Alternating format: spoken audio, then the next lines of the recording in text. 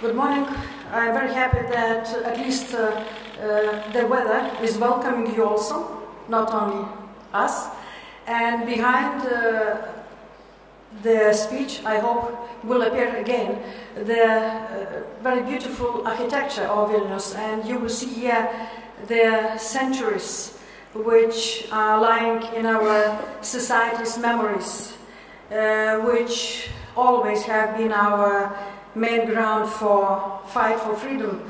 And we are proud that our country, through history, was able to show that we are not accepting any aggression against our country. And for us, freedom and the law is the most important values. And today, this is especially important because we do face again the challenges of our history in our region. Again, we are frontier between West and not very friendful, enough aggressive East. And this is our challenge, which also reflected on some decisions we made concerning invitations to this Congress. So, honorable guests and ladies and gentlemen, it is a great pleasure to welcome you in our country for the 4th Congress of World Constitutional Justice in our societies. Held here, we are united by one mission: to promote and protect constitutional justice around the world. The essential foundation for the constitutional justice, and by extension, the whole modern civilization, is the rule of law. Even for me, President, I cannot question at all what Constitutional Court is saying. Here, in Lithuania, we know the value of the rule of law not only from law books or political declarations. We know it from our experience, as for 5 decades we had been deprived of it. We have been occupied by a brutal totalitarian regime. We know that the rule of law is not a blind reading of legal acts, regardless of their content. The essence of the rule of law lies in values behind these acts.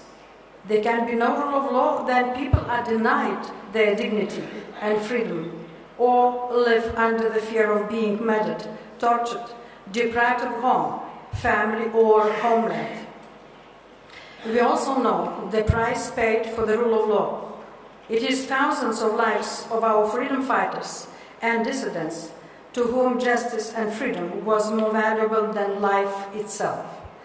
Today, our determination to protect the rule of law is tested again.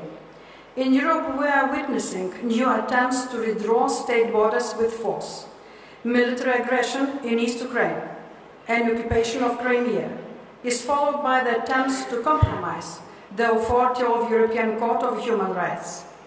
Meanwhile, the alleged defense of national and religious identity is carried out by abusing a constitutional court and discrediting its mission to guarantee the rule of law.